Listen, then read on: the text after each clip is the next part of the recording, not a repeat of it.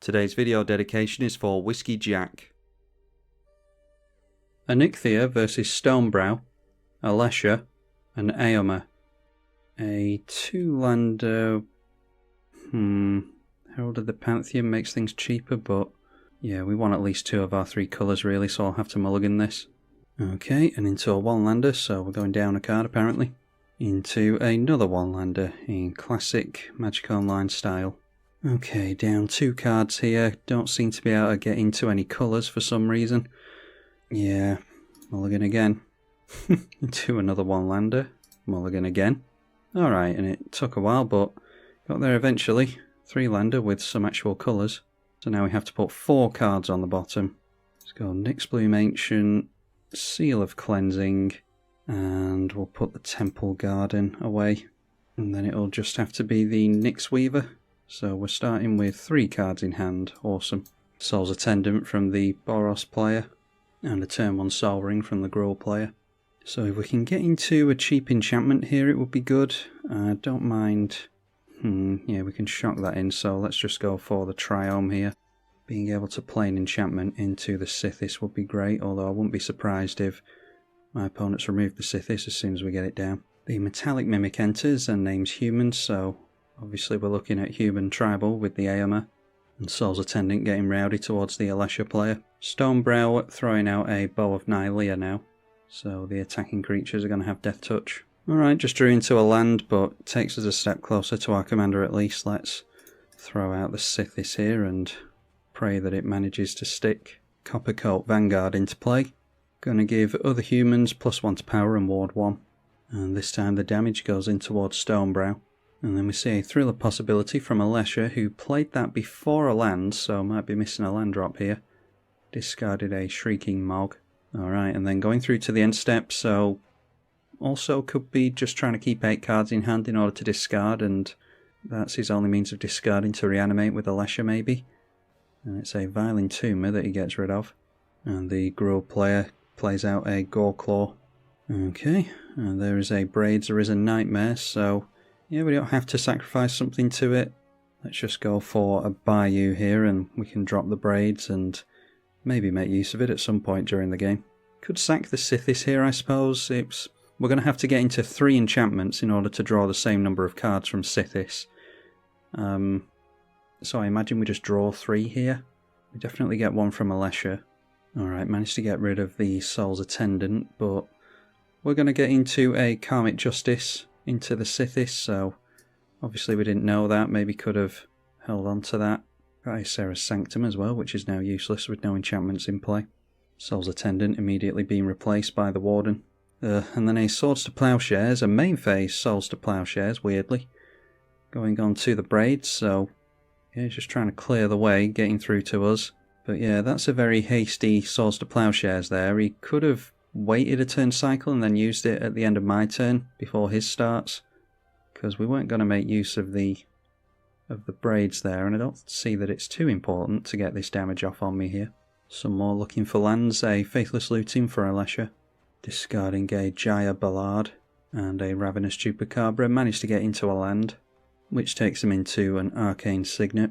Now seeing a Farseek from the Goreclaw player, and then into the north, so yeah, the 2-colour player really ramping ahead here. And then not swinging in with the Goreclaw, curiously. Alright, there is a Parallel Lives, so that will switch on the Sarah's Sanctum for next turn. So if we shock this in, we can get down the Parallel Lives and then go for our commander and get back to Sithis. Doesn't really help, does it? But getting it into play won't do as much harm, so yeah, we'll shock this in. And we see another 4-mana enchantment in Outlaw's Merriment, so that's going to make humans at the beginning of the turn no matter what. And then the aggro player continuing to aggro, the Soul Warden comes in at us, the other 6 damage goes into the middle. So he must have faith that Alesha isn't going to come down with haste here. Going for Lauren of the Third Path first, so praying that we don't lose our Parallel Lives here. Yeah, going after the Outlaw's Merriment. And seeing the first commander on turn 5, that is Stonebrow. And then we see another Trampler. This is Trample Tribal, of course, so an 8/5.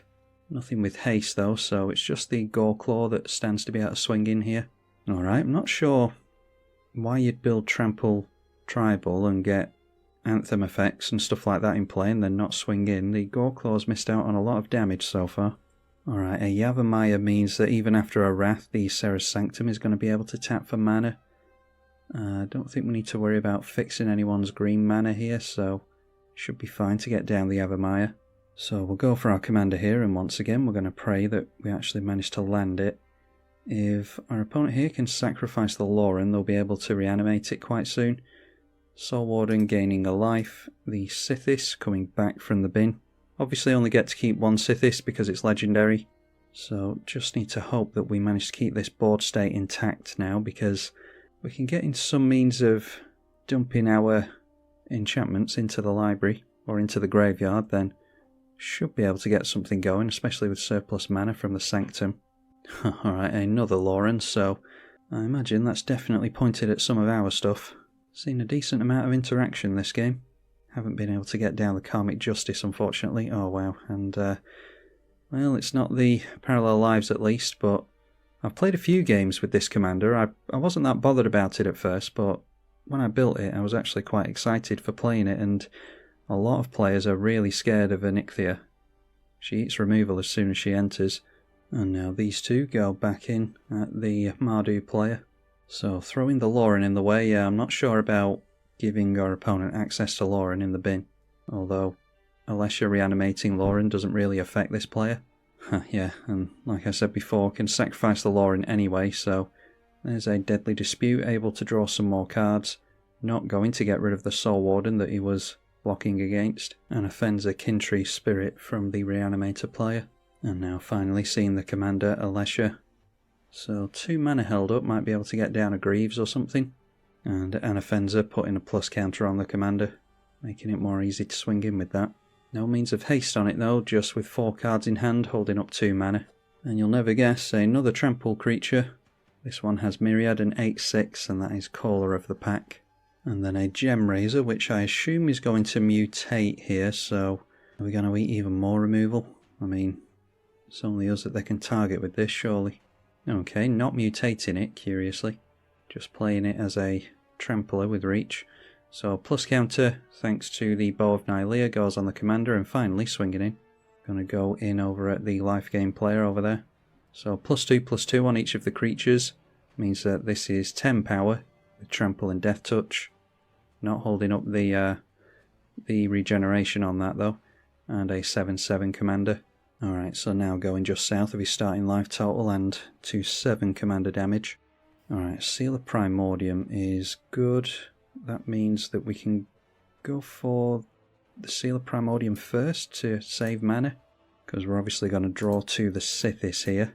And then this is going to be something that we can reanimate with our commander as well. And that draws us into a land. And unfortunately, if we drop the Serra's Sanctum now, we'd only make 3 mana, which means 6. We need 7 for our commander, so let's drop the Forest. And we'll go for the Karmic Justice. I don't want to panic my opponents by playing out the Serra's Sanctum.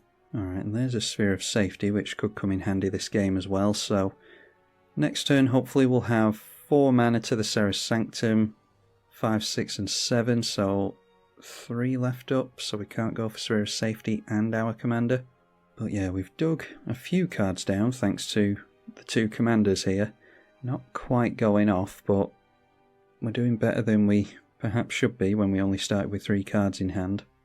And we've seen some removal as well. Vanquisher's Banner for the human tribal player. It might be that thanks to holding this up, our opponents are playing around a Swords to Plowshares or something, although this player has Ward 1, so we can't target his stuff anyway. Alright, now turning a bunch of stuff in towards us, so might have to get that Sphere of Safety in. Yeah, brave of our opponent to do that, seeing as how we can blow this up whenever we want. So we could take 3 less damage here. We're going south of 20, not going to make a block. Yeah, and we don't really need to go for the Seal of Primordium yet. I think we can wait and see what our opponents do. I think this player will still take it as a punishment if we blow up his stuff here. And then targeting the Trample Tribal player, and then using Lauren to maybe try and gain the favour of the Trample player.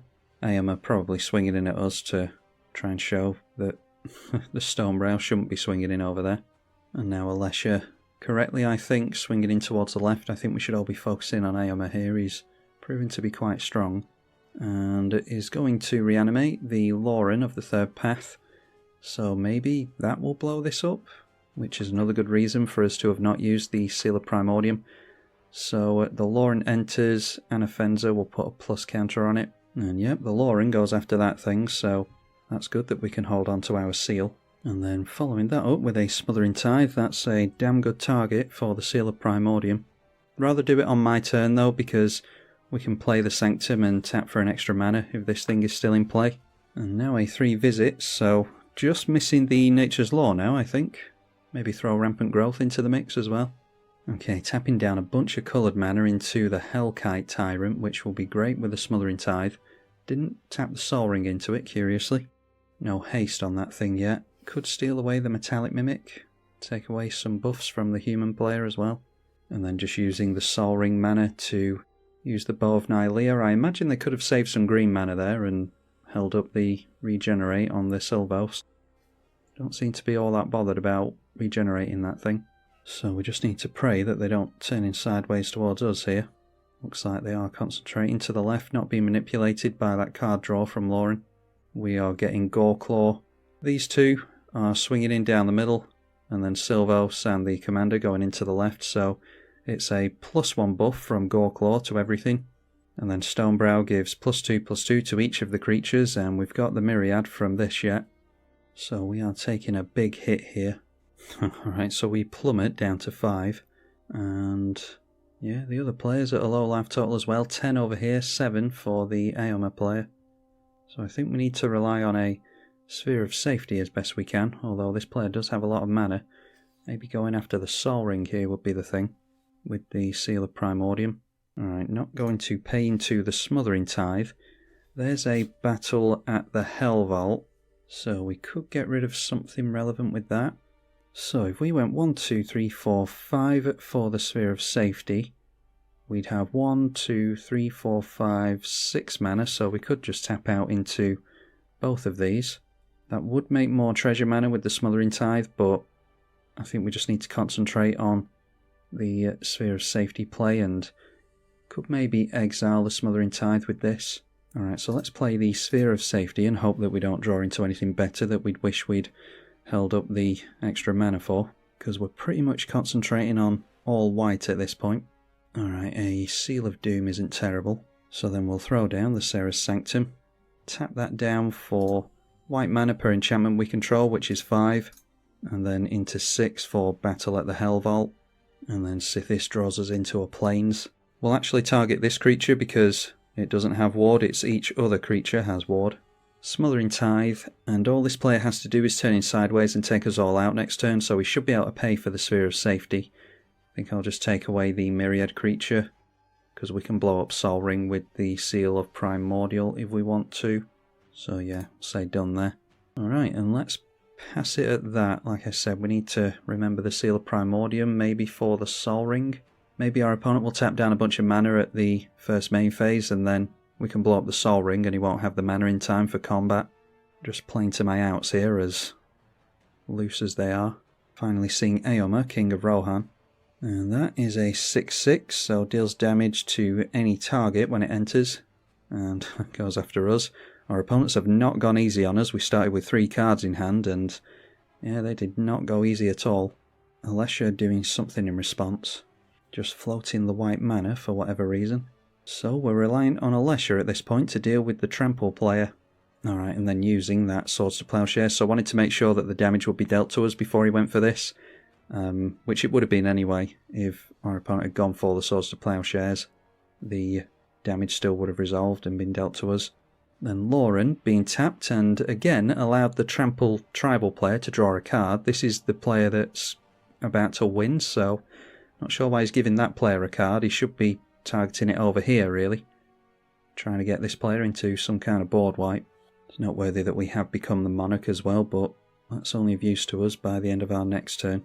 Flashing back a Faithless Looting doesn't seem promising, means that he's definitely fishing for a board wipe, you would assume. Still has the Lauren to activate for free as well. I'm actually not sure why my opponent used the Swords to Plowshares on the Commander there either. Not sure what the aim was with that. Could have protected himself with some trample over here. He put a big score in the bin along with an anger, so he is going to have haste on all his stuff. Now there is a Yahenni, a sack outlet, ready to reanimate stuff with Alesha again. Okay, and Alesha's got his eye on us as well. Isn't remembering the sphere of safety here, so definitely wants rid of us. It is noteworthy that if he does knock us out, then he won't get his Smothering Tithe back from this, it will remain in exile. But yeah, otherwise, turning everything in towards this player. So he's going to have to remove the Alesha from combat and take it in this way. The trample player see no respect here at all, even after that massive hit everyone just took. So now everything going into the left, Alesha is going to trigger and might use a Ravenous Chupacabra on our commander, seeing as how, or on our Sithis even, seeing as how that's what he seems to be worried about. Might have been an idea to use the Lauren if he wasn't going to take someone out with combat damage. Might have been able to get into a board wipe of some form. Alright, so the Ravenous Chupacabra gets rid of the Sithis, as opposed to one of the blockers.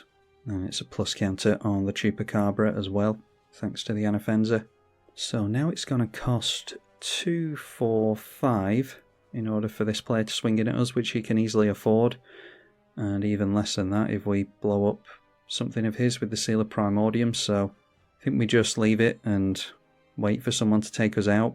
Don't really want to interfere with the game by cracking the Seal of Primordium on the way out. It's a bit of a dick move. Alright, so the Mardu player with one card in hand seems to have helped very nicely set up the trampled tribal player. Now drawing a card gets us into another Enchantress in Citizen Champion, a bit too late for that. Alright, and then a Vindicate going on to the Stonebrow. I mean, they don't have to swing in with this, so a lack of trample or a lack of haste doesn't matter. They can just slam it down next turn and still get the buff. That might work in our favour though, because I'm going to go for the Sol Ring now. If they do want to get their commander down, then they hopefully won't have the mana to pay for our tax here. Only 4 mana.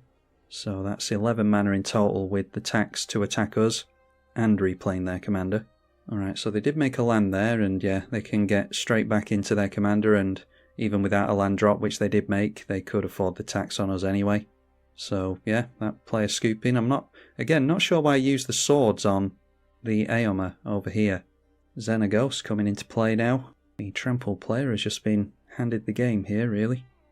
Plus counter on the commander, and yeah, this player has completely tapped out. He's forgetting again about the sphere of safety, turning in towards us straight away with the commander because it's been given haste, and he's soon going to be reminded that he can't do that. So we get another turn here. So the Hellkite Tyrant triggers, but no artifacts to take once he takes players out of the game. So alright, let's see here. Song of the World Soul, unfortunately, without our commander, isn't going to do much of anything. We can exile another thing with this at least. So I think we just have to take away the haste enabler, really. And it's also indestructible, so if we do manage to get into a board wipe, we want this thing to definitely be off the field. And then it's drop of plains. We'll get down the Citizen Champion. Don't see that we're going to do too much of anything here. Play the Seal of Doom, which will put a plus counter on the champion and draw us a card. Just gets us into another land, and our opponent can definitely afford the tax here, so tap down for 5 mana, 6 mana in for Song of the World Soul, and we'll see if we had any chance of drawing into something at all. Just another land, so apparently not.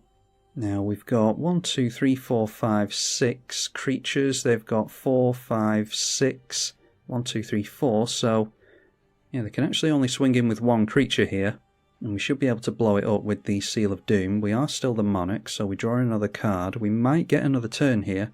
Black Market Connections would actually kill us, so can't even play that.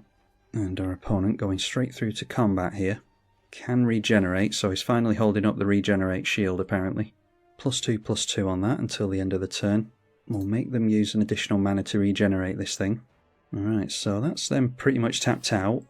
They really, yeah, they don't know about the regenerate on this, I don't think. It's literally just a trample creature for them. We could have had that still in play. Don't think it's going to matter though. Alright, and there's a Sylvan Library which we can use to shuffle some things around. Unfortunately, our opponent's going to get some stuff back here. So we get a couple of legendary Avacins. We only get to keep 1. get a couple of them thanks to the parallel lives. So our opponent gets his exiled stuff back, and therefore gets his Xenagos back, so we could get a couple of copies of this, but then we don't have any instant speed interaction. I was hoping to maybe get the Seal of Doom back with our commander. We do have the Song of the World Soul to get extra copies of this. Don't have an instant to cast, unfortunately. So we could try and take them off devotion with the Seal of Doom. I think that's the play here. So we get to populate here. The only token that we've got is the Avacyn, so yeah, we get 3 Avacyns, but only going to get to keep 1. Can the Xenagos target itself? It's another creature you control. Okay, and it doesn't have trample either. So the 8/8 indestructible might be relevant, though I dare say they'll be able to push enough damage through with trample.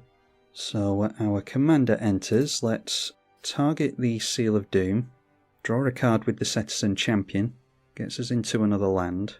We get 2 copies, and Cetizen Champion is an ETB, so we get more plus counters and card draw. There's an Urborg, a Lightning Greaves for us as well. So would we rather play Lightning Greaves than Sylvan Library? I think that's alright.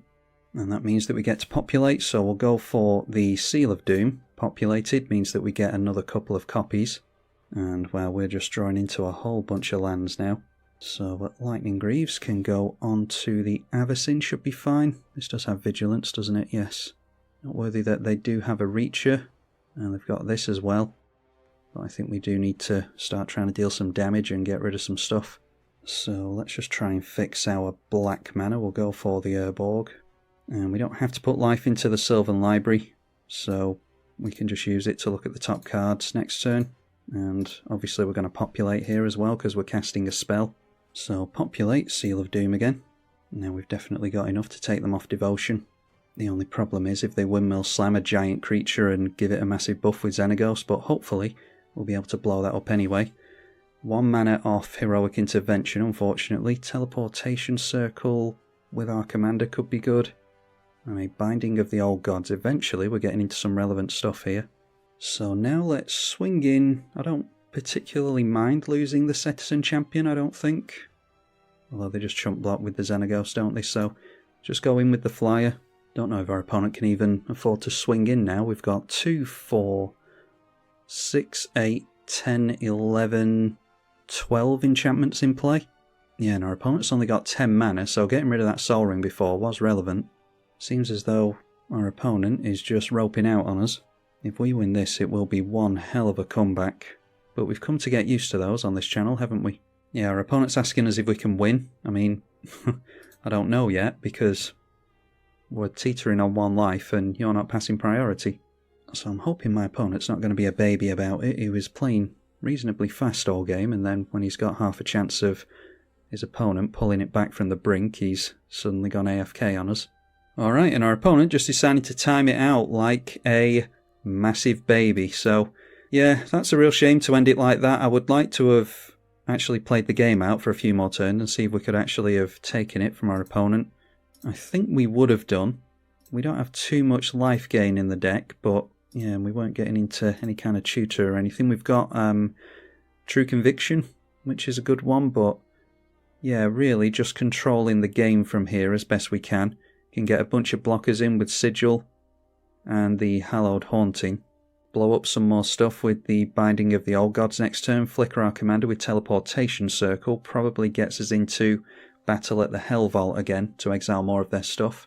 So yeah, I was just playing that out for the sake of playing it out, to be honest. I was thinking I'm going to have to get another Anikthea game after this because this one hasn't been all that convincing, but once again, it's just showing, I've said it a million times on this channel, don't give up, like so many players on Magic Online do give up, because you never know when you're going to pull it back from the brink.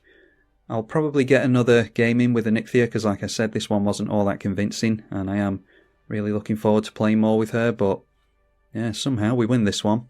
If you enjoyed it, then be sure to leave it a thumbs up and consider donating on Patreon, like a couple of you do already. Big thank you to those of you who do. I'm tribalkai. Thank you for watching.